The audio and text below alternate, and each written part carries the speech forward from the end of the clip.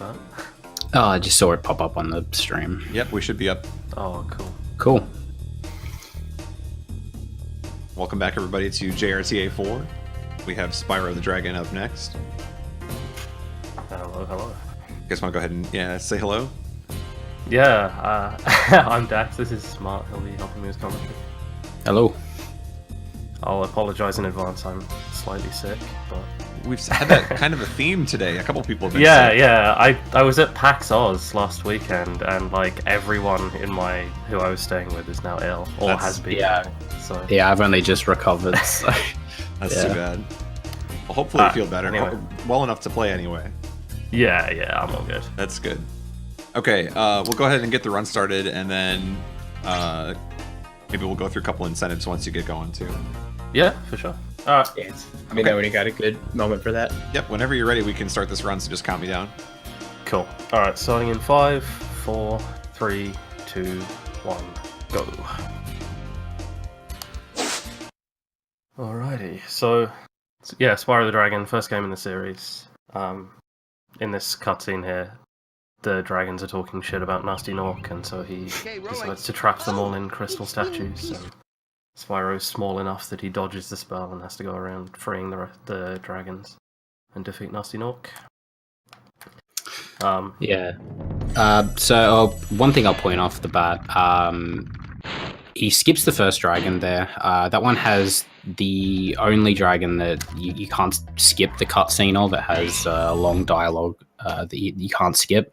Yeah, all of these dragons yeah. have a cutscene that plays after you free them, but we can skip them all except for the first one. And the reason we can skip dragons at all is because this is any %, and that means we don't need to collect everything. We just need to collect most of the things.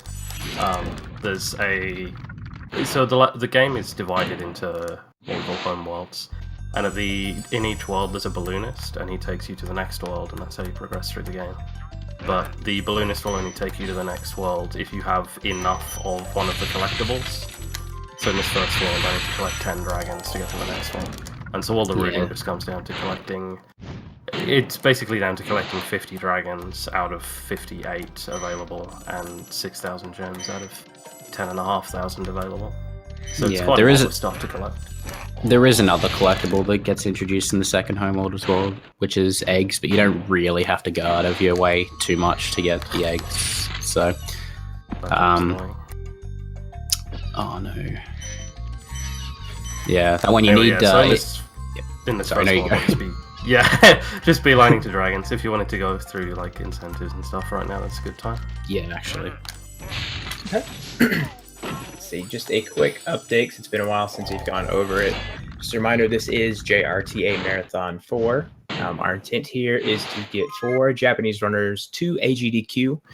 They all have runs in AGDQ, so we're just helping them cover their expenses to get over. Because as you can imagine, travel from Japan to America is quite expensive. And those runners are Guar and Yamayu, and they'll be part of the Yoshi's Island race. And we also have Shoga and Zaraki coming up, which will be part of the Mega Man Relay race. So when you're donating, you are definitely putting it towards a good cause. And if you need some help deciding what you want to donate towards, you can always do exclamation incentive to see total what we have going for incentives. But coming up next, we have our Hyper Area Play on Extreme incentive. And that is roughly about $30 away from being met, so that is a good thing to put your money towards. And then coming up right after this game, we have the file name bid war for Donkey Kong Country 3.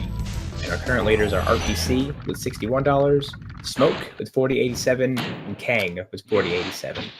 And we are using the top 3, so you don't need to beat out RPC 61 to get your name in there. You can dethrone Smoke or Kang to get your name in there. So those are also good things to put your money towards. And then real quick, in addition, if you donate at least $20 from now until Holy Diver, you are entered for a chance to win an AV Famicom. So, dude, I donated for that. I'm excited. if you've been waiting to donate, now is a great time to do it. So you can snipe a name for Donkey Kong Country 3. You can get a chance to win that AV Famicom. And put it towards a good cause. This is a cool trick. You can glide against walls, and you get to maintain height. And I just take a little shortcut to that dragon. Just charge through the non-solid mountain. Doesn't save very much time, but it's a cool trick. Thought I'd point it out. Yeah. So that's the end of the first homeworld, really. That's Artisans. It's very quick. A good Artisan's time is like under 3 minutes 40 or something. Yeah, so you don't really get too many gems here, just because most of the gems in Artisans are pretty low value. So you kind of pretty much just beelining all like for the 10 dragons that you need to get out of Artisans. So you'll see more gem collecting as the game goes on. Yeah, basically especially in the first world, the gems are all kind of spread out and low value, so you just get all the quick dragons. We only went into 2 levels there out of 5. Yeah. But we'll be seeing a lot more of the subsequent worlds. What I'm doing on these enemies here is called a flame charge. A lot of enemies, you can charge through them and their gem will home in. This applies to like chests as well. I'll do one in a fan chest right here.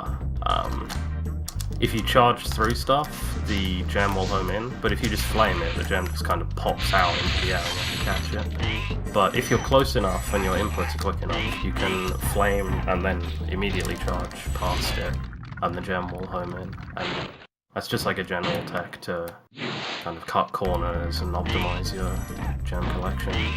Yeah, the specific one he did on the fan chest there at the start as well has an interesting... Well, the fan chests in general have an interesting property where they have effectively a piece of shrapnel that flies out every time you hit the third flame of the fan chest and it explodes. There's a bit of shrapnel that flies out and lands somewhere on the map. And he actually sniped an enemy. That he saw die. Yeah. That was from the fan chest. Yeah, the 25 gem there. Oh, nice. Got it. So I'm about like 4 or 5 seconds behind, so... Yeah, I should probably delay my reactions a little bit. But yeah, so that jump at the end to the last dragon, that's a reset point when you're doing RTAs, because it loses about 15 seconds to miss. You have to go around the long way. Yeah, I guess it's worth pointing out like the movement that he's doing as well. Like that jump is only possible because he's doing a thing called charge gliding. Normally in this game, you have to press X to jump and then X to glide again. But gliding normally is really, really slow. So instead, what you do is you very, very briefly hit the charge button before gliding. Oh yeah, you can jump around the back of Clifftown as well, and that's unintended. I might just try that again, because that's really cool if I get it. Yeah. I'll try this one more time. Yeah, I'll explain that, because this trick's really, really cool, yeah. So... oh, you got it, cool. Yeah, so that's basically what we call... I got the hard part. That's really annoying. So so you proxy by squeezing yourself in between that enemy and the wall. And then you have to do a pretty tough like jump and roll onto that kind of sloped roof to get up on top of the mountain. And I missed the jump. So yeah. To go around. Bit of a shame. The reason that squeeze proxy works as well, obviously you saw that he kind of just like got himself wedged in between that dying Big Mama and the wall, and the game basically, think of it like, you know, holding a bar of soap between your hands. I think it's the best analogy anyone's come up with. And you kind of squeeze it, and eventually it has nowhere else to go but up. So yeah, you're just getting squeezed into a place that Spyro's not supposed to be in, and it's shooting you upwards because it's the only place it can send you. You can abuse that in a couple of places. Not so much in this game. In 2 and 3, definitely. But yeah, that's one of the uses in this one. Spyro games. The later games have pretty different physics, and so very different speed games. Yeah. Still really. Anyway. Yeah, back to the whole charge gliding thing. If you just like when you're gliding, if you just hit charge just before you glide, you can carry a lot more speed into the glide. It allows you to make longer distance jumps possible. You can probably also notice that he's carrying momentum into the jump as well. So there's a lot that goes into, you know, the little micro movement in this game, but so you carry momentum by holding jump and forward as late as possible, and then doing a charge glide to get the speed and the distance possible. And it makes some of those jumps that are just nearly not possible, makes them possible, but a lot of them are still very tough, like the one in Dry Canyon just earlier. So.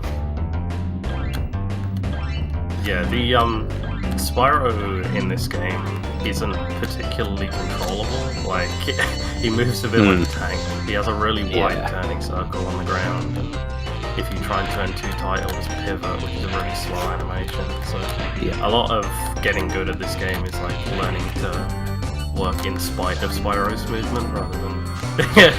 I don't know if that's a good way of describing it, but like, So it looks really smooth when you get good, but it's hard to get good at it. Yeah, in terms of the movement, it's quite different from the following games. If you've played all three, you can probably know what we're talking about. It just plays a lot differently. This is a flight level. I'll be doing a few of these. You just fly around getting these objects and flaming stuff going through arches. And if you get everything in one pass, you get 300 gems, which is a lot for what it's a lot of gems for levels. Yeah. I think the only one you skip is the very first one. Yeah, we don't do Sunny Flight, but we do all the rest. Yep. That's the first egg thief. We need 5 of those by the end of the third homeworld. I did an animation cancel on him. Normally, when you flame one of those thieves, you kind of stop and the egg slowly homes in. And you can press X to skip the egg animation, but it still makes you stop. But by flame charge jumping, like I did there, you jump as you hit it. You skip the stopping, I guess. Yeah, basically. Someone asked how long the run is. I think it'll be about 45 minutes. Roughly. Yeah, all the practice runs I've done so far have been 42s. So yeah. If I had to guess, I'd say 42 minutes. I think most of this category is very consistent. Or most of this game in general is very consistent. There's, is there any RNG? Or... there's like a couple of enemies that can be in different places, but otherwise it's like when I came out of Clifftown, those enemies by the cannon. Right, but yeah. That's it's very minimal, yeah. And then there's a little bit in Metalhead that can save you some time. Nothing major. Yeah, so you don't even fight the let's put air quotes boss there. Yeah. It's he's probably one of the more bossy bosses. Yeah, true. Yeah, the bosses in this game are very lackluster, let's say. A lot of them are just like running around and flaming them a couple of times and they spit out a bunch of gems. Most bosses have like on the final hit of their fight, they spit out like a lot of high value gems, but that particular boss, Dr. Shem, it's very slow, so it's not really worth going for that one, but you will see a couple of others in later worlds. So we killed Blowhard and Metalhead, but we skipped Toasty and Shem. But like the first half of Shem's level is really good. So this is Ice Cannon. There are 5 dragons here, which makes it one of the best. Like it's one of the longer levels in the row. Lots of cool movement, I guess. Like there's nothing super special except for the magic stairs coming up. Yeah. I'm trying to predict where you'll be in the run because the being on the delay. Yeah. So you can kind of climb these stairs after this dragon in a cool way. If you... Nice, okay. So that's not... It's not super difficult, but it takes some getting used to when you learn it. Yeah, pretty much like if you know how to jump onto the very first platform, you can hold just jump and charge. Like you don't have to, alternate or anything. You just hold jump and charge and you just kind of turn and go around. It's very easy once you figure out the placement of where you have to be on that first pedestal. Yeah. Something that might not be obvious if you haven't played the game is that the different colored gems have different values. So like these red gems are worth 1, and then greens are worth 2, blues are 5, the yellow or gold gems are 10, and then the light pink gems are worth 25. And so, it like when I say I need 6,000 gems, it's like 6,000 value worth of gems. Yep. So, like you want to prioritize high value gems. And that also means because you don't need to collect everything, the route is set out so that you have some leeway, like you have extras. So if you accidentally miss stuff, which is easy to do, you don't always have to turn around for it, which is good because turning around for stuff is really slow in this game. Yeah. Generally, so if I like miss a 2 gem, I'm not going to turn around for it. Yeah, 5s are sort of borderline. Yeah. Usually, it depends on how you are in your gem route at the time. Any percent, honestly, I've always felt like it takes, a decent amount of knowledge in the game to be good. To know what your gem count should be at certain times, what gems you should be getting, what gems you can leave. It's That was some mid. yeah. Oh, nice. But yeah, it does come down to a lot of knowledge. Pretty, it's honestly not too hard to pick up. Most of the flexibility can be worked in right at the end in the last couple of levels. Yeah. Just skip a bunch of stuff at the end if you have extra, or vice versa. But it is kind of intimidating, I guess, because there's the whole gem routing aspect. Alright, so yeah, the only requirement to get out of this homeworld is the 5 eggs, but obviously there's 2 more requirements for gems and dragons that you need, so obviously he's going to keep going through a lot of these levels to collect more of those. Yeah, we need almost all of the dragons in the first 4 worlds. There's 58 available, and we need 50 of them. And I've already skipped, I think I skipped 5 in the first homeworld, so Yeah. you don't get a lot of leeway with dragons. Yeah, I mean, the good thing is the dragons are usually in good places where gems are, so you're not really going out of your way. If you're collecting gems anyway, you're not really going out of your way for dragons all that much, so... Yeah, so that one he actually saw just earlier, like 10 seconds ago at this point. That was a fireworks chest. I don't know if you've seen it before that one. Yeah, you have to basically flame it. It sets off a firework, and then after a few seconds, it explodes into 1 or a few gems. It depends. Usually, it's a few gems. That one. You fly through that wall. Oh yeah, Yeah. I always forget that's the thing. It's just yeah. That wall just doesn't exist for some reason.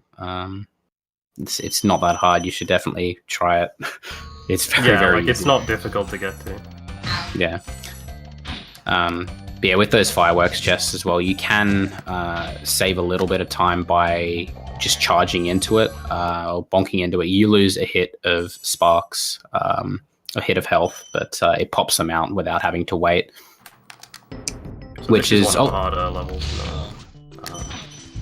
And any climb percent at the absolutely. start is tough. You need to be flame charging these big enemies, and it's difficult not to avoid bonking on them. And then you want to catch this cycle, which isn't too bad in this category. But if you do manage to catch it, you can just jump across these pillars, and then after that, I'll go through a little bit more stuff, and then I'll have the first. Is this the first supercharge in the run? I think it is. Yeah, I think it is. Yeah, first supercharge and probably the coolest in this route. Yeah, it's he carries the supercharge a lot further than you're supposed to. Obviously, supercharges, as it sounds, you get much faster charges than normal. Yeah, if you played this game, you know you'll see it in a sec.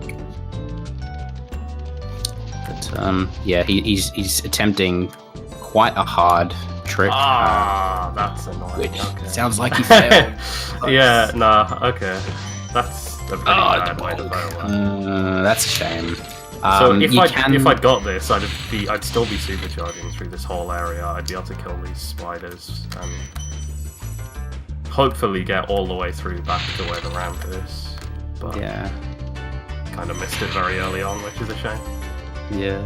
You can carry it all the way to... Yeah, you carried like a lot of height out of the ramp that you had as well. So I'd have carried it all the way to those fireworks chests. Yeah. It's very, very cool. If you watch one of... Yeah, trust us. Sorry. It's called Bike Caves. I'm sure there's a reason behind that. Yeah, shoutouts to ESG Puppet Master for that one, I think.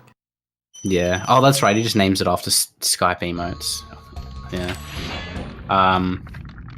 Yeah, it's a very, very cool street. You should check out one of the top runs just to see. But you can finish that level very, very quickly, but it's not that easy. So. Yeah, there's another supercharge in the homeworld. We broke the big like steel crate. They are only breakable with supercharge. No, I had a 25 gem in it. Yeah, definitely Snipe worth. this guy to make him spawn all the enemies immediately. Otherwise you have to wait for him. He also has a 10 gem, which is nice. Yeah. Actually, a lot of the enemies in this level have really high value gems. So. And they're also really easy to flame kill as well. The big round enemies, you like can't bonk on them, so. So this is another cool supercharge. This one's a lot easier.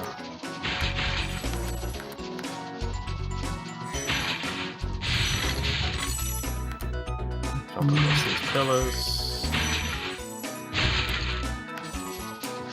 You got a moment for me to get a donation, talk about some incentives? Yeah, sure. Okay. Got a $25 donation from Orsa. It says Spinko. That is good message. Thanks, Orsa. Let's see, and then again, actually, right after this run, so probably roughly 20-25 minutes from now, maybe. We have Donkey Kong Country 3 coming up, the final name incentive. So if you're looking to snipe those, be sure to get in on that. Now we have RPC, Smoke, and Kang currently out of the top 3. So we are choosing the top 3 names, so you can snipe any of those to get your name in there. And we have roughly 2 hours left to be entered for the AV Famicom. So within the next 2 hours, roughly, just put it in your donation with a minimum of at least $20, and you're entered for a chance to win that AV Famicom.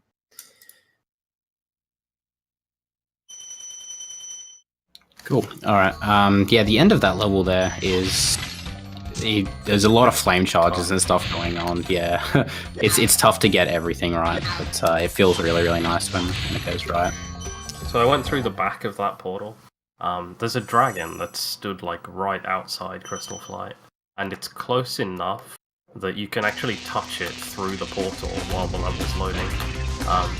There's like you don't really like start loading the next level until the camera has passed through the portal. Not Spyro physically, but like the camera follows it. And so if you go through the back of that portal and get the camera kind of stuck, Spyro will pass far enough through the portal before the homeworld deloads to actually touch that dragon.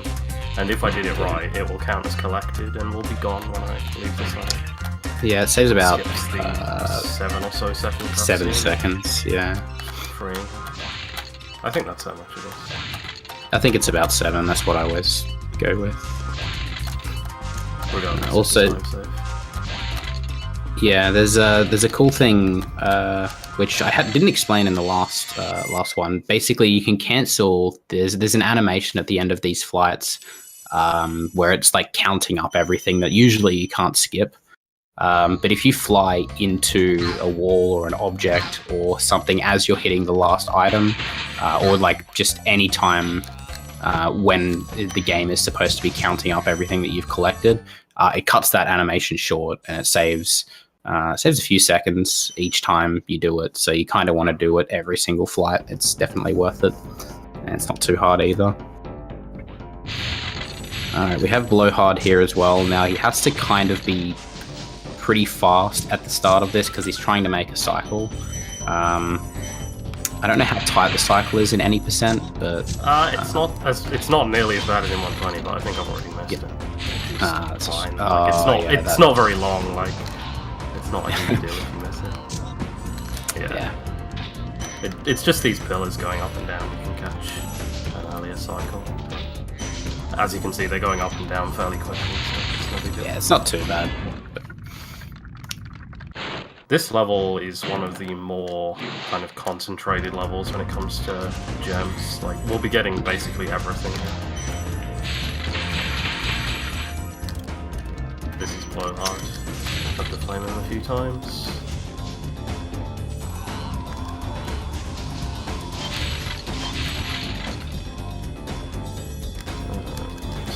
There we go. And he drops a lot of gems when you kill him. So that's, how many did I get? 397 out of 400. So yeah, Yeah. practically everything. And my gem count's pretty good as well. I have a kind of gem checkpoint at Crystal Flight. Like I want 3,000 or so leaving Crystal Flight, and I had well over that. So my gems are good. Yeah. So yeah, the fourth requirement to get out of Beastmakers, he needs, is it 50 dragons? 50 dragons, yeah. Yeah. So he needs 50 dragons. After this homeworld, you won't see that collect any more dragons, because that's it for the requirements. The only thing you'll need is gems after this world. And so you'll see that the world after this one is going to be very, very short. So he doesn't go into this first level terrace village. It ends up being about 15-20 seconds slower if you go into terrace. So you just skip that one and get some dragons, like get a couple of extra dragons throughout the run instead of there is entering another terrace. route for this category that does do terrace village. It cuts out some of the more difficult stuff in other levels. The SSBM stuff, the world record holder does that route, so in theory the world record has a suboptimal route. Good luck anyone who wants to beat it. Yeah. Yeah, Sabim is very, very good at the game, but yeah. So once again, another flight, same deal, just collect all the things and animation capsule at the end. Yeah, this one I'm trying to catch a cycle in the big area at the end. Like, you got this kind of passageway, the river, and if you do this well enough. Yeah, it's not too tight, but yeah, you kind of... It's worth pointing out as well in these flying levels that the closer you fly to the ground or the water, the faster Spyro seems to fly. So if you see him sort of going really, really close to the ground even when he doesn't need to, that's why. He's just saving little bits of time. Yeah. Yeah, like the higher you fly, the slower you go. Yeah.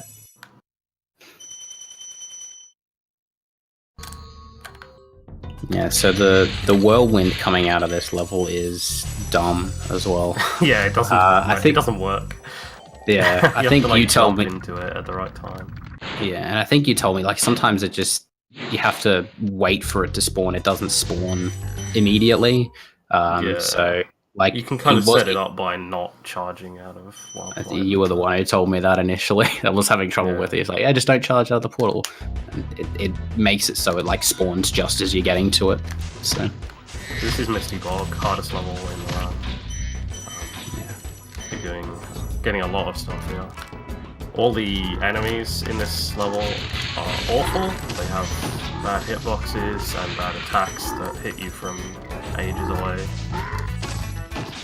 These trees, they kind of chase after you, and if they catch you, you end up in this really, really long animation of getting like chewed up and spat out. Yeah, it's only the first time you get chewed up. The second time, like every other time after that, it's a lot quicker. But the very, very first time, it's like it feels like 10 seconds. You're just sitting there, just like you can't do anything. It's probably close to like 7 or 8, but yeah, that's a lot of time just to be hit by one enemy. Yeah, and the frogs, like their tongue attack hits you from really far away, but you can kind of mitigate that by flame charging them. They tend not to get a chance to hit you. Nice with that ball. Oh, good. Ball flame charges are tough because they're like running towards you. And if you mistime it, you'll either miss the flame charge or you'll get hit by it.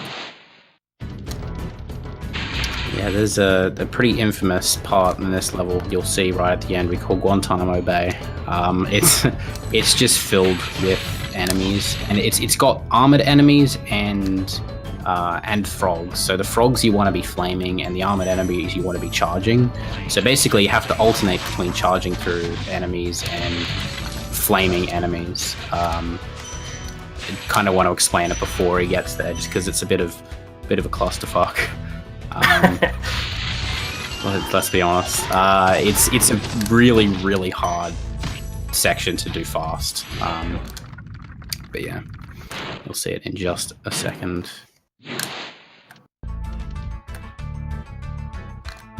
So it's this section here.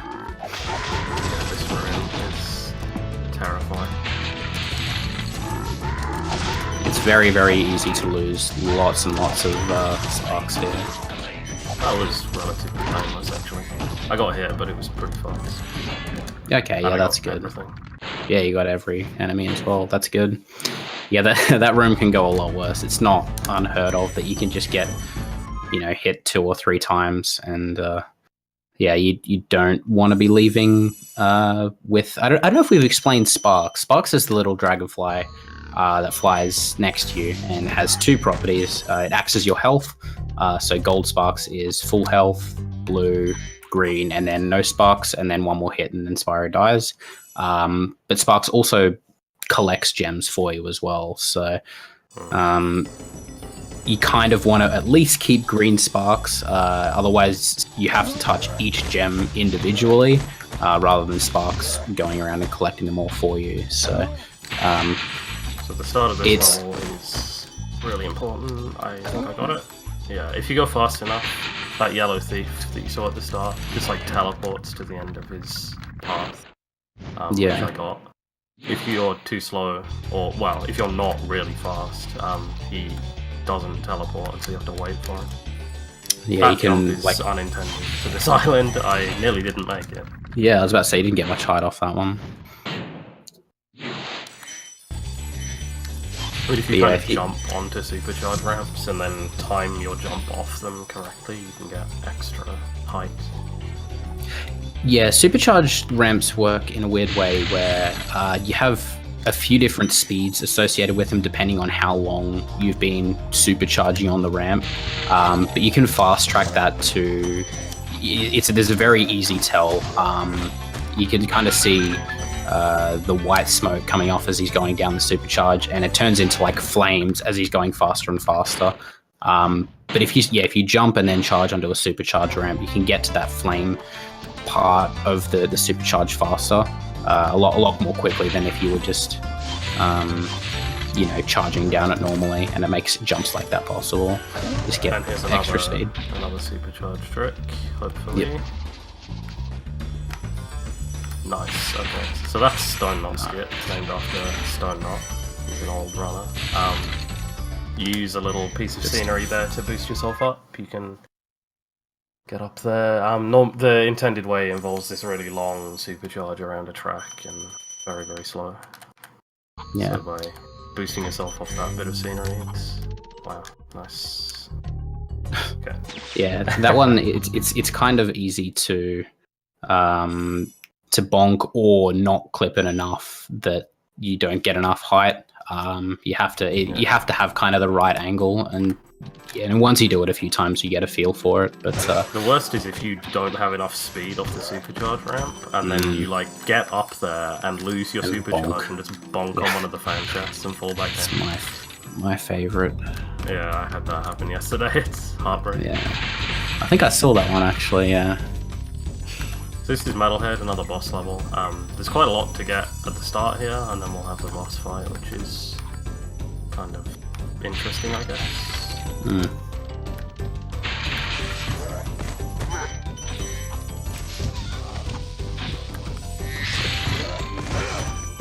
Yeah, it's worth pointing out, the very...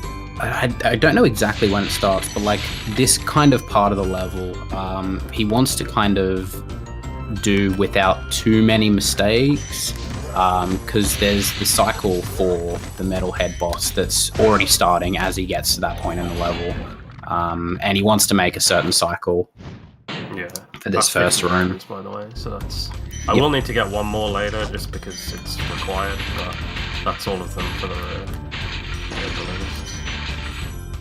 So yeah, Metalhead you kill by destroying these metal pylons.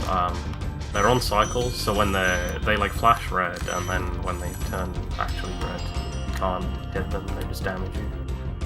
And so you need to route it and on the cycle that you have, so you hit them all in the green. Metalhead can destroy them as well, like you can throw enemies at the pylons or use his electric attack. Typically you just destroy them all. Good fight. Good.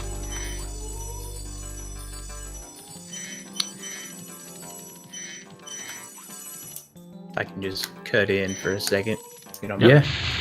Okay. Just a reminder here. In addition to Donkey Kong 3 file names, which I've gone over before, we are coming up really close on that. So if you have a last minute snipe you want to get in there, you're using the top 3 names. So you have plenty of time to get in on that. And our bid war for the final bonus game between Mario Party 2 and Mario Party 3 is still going on. Mario Party 2 is at 388.88 and Mario Party 3 is 285.69. So get your donations in for those. And we are nearing the end of the block where you're able to get a chance to win an AV Famicom by donating $20 from now until Holy Diver. Aside from that, please just spread the word about the marathon. We are trying to get 4 Japanese runners to AGDQ. So getting more people in the loop about this marathon, getting them in here, getting them to watch will help us out a lot. So be sure to spread the word. Thank you for your donations and watching. Stay tuned. Okay, so Dreamweavers is going to be a bit different. I don't need any dragons here. Which means I can just kind of take a beeline to the levels that I do want to go to. That was a skip to get past those enemies. You're normally supposed to climb up to the top of the level and use a cannon to shrink them, but if you jump into them like that, they kind of damage boost you over them. You can get through that without getting damaged as well, it's just a bit more precise. Yeah, for sure. I'll get it. And then, yeah, so we're going to do the flight. I'm going to shut up here for a bit because I need to do some maths. Yeah. So he needs 6,000 gems. You could probably see as he's going into the flight, it's about 5,300 or so. He gets 300 from this, and then he's going to go into one final level, which is Jacques. And ideally, he wants to come out of that level and with basically 6,000 gems. So the Jacques route really depends on how well you've done on your gem route up until that point. My gems so it could be like, I can get good. The other skip like everything. Oh, yeah. That's really good. Yeah. Yeah. So he sort of, there's backup gems in there. I don't know how many extra there are, but yeah, like you can take different routes and get extra gems depending on how low you are. But yeah, if you're really good on gems, then you can save a bunch of time, which is really nice. So. Yeah, I feel like I should take some gems out of my route. I keep doing this. I end up like 40 gems over where I should be. Yeah.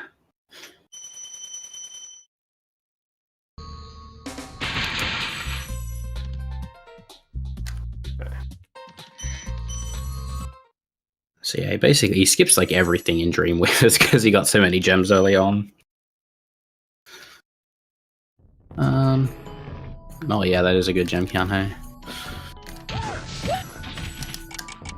So normally I'd go get some stuff on the right side there, but I'm actually going to skip all of that. Yeah, there's a bunch of enemies and some spring chests with some high value gems if you need it, but yeah, if you don't need it, then it saves quite a lot of time not to have to do that. This is Cake. If you have good movement, you can grab that key and the gems and get over in one cycle. Yeah.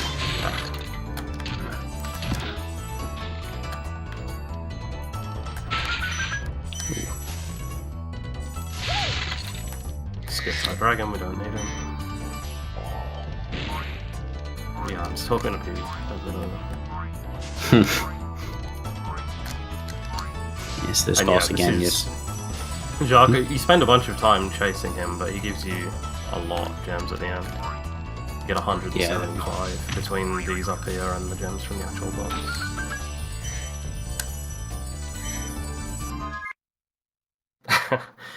Yeah, I agree, Silver. Oh, I missed one of the 25s. I thought you did. I wasn't sure. Fine, I guess. Huh. Yeah, that's I'm gonna have to get some in it. the homeworld. Yeah, I Yeah. missed the 25, so it's a good job I had so many. Nice. Yeah, so that's it for the requirements. Going into the final world, which is Nasty's world, you'll see him get the very first dragon here. That one is required to unlock the second level, Twilight Harbor. You can go into the first level, which is North Cove, but if you don't get this dragon, the second level doesn't unlock. So yeah, this one is required, unfortunately. Yep. So Yeah. the levels in... What do I have? Yeah, 6003. I would have had way too many. Anyway, Yeah. so the levels in this last time mod, we don't need to collect anything from, we just need to get to the end level vortex, which means we can do some cool skips. Like that. Can That's use cool. that guy to boost you up onto the mountain. Yeah, so that's TNT. probably one of Teamwork, one of my favorite names for a trick. Yeah. If you've yeah, seen and- a record Sorry. level run, you'll have seen Twilight Harbor skip. I will not be doing that.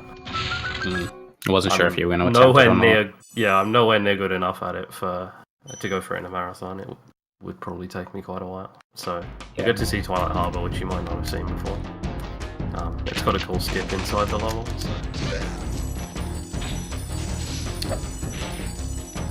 Yeah, so we do a damage boost here. I needed to be on at least blue sparks to do this. And now we're on no health, which is a little bit scary, but we have to do this. For some reason, that thing acts like a supercharge ramp.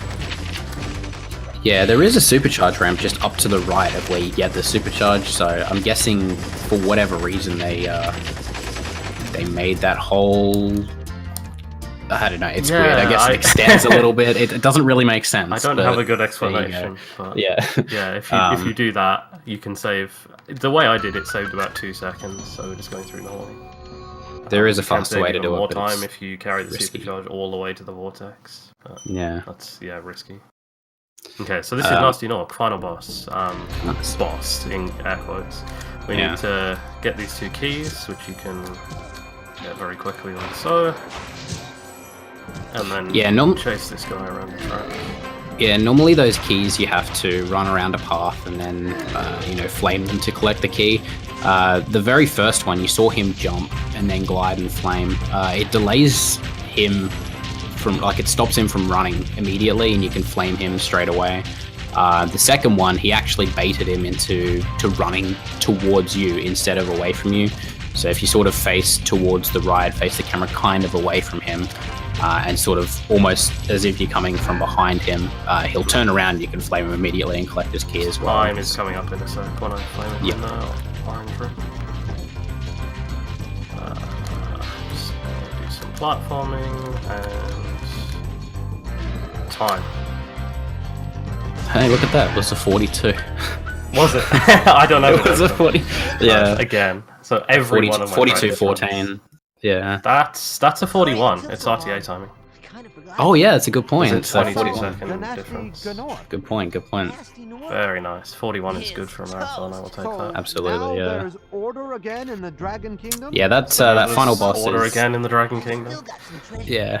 That final boss is, actually easier than most of the other bosses in the world. Like, most bosses take 3 flames. That one, you only have to flame him twice, and he's the final boss. Go figure. But, yeah.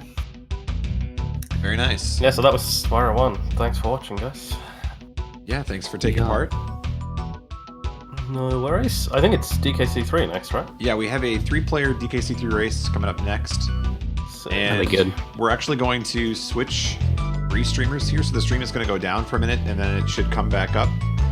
And while that's happening, you still have time to donate for one of the file names to be used in DKC3. If you want to steal one of those file names away at the last second, you could do that. So we'll look for those. We'll tally up the donations when we come back. So stick around, everybody. Thanks for watching JRTA4.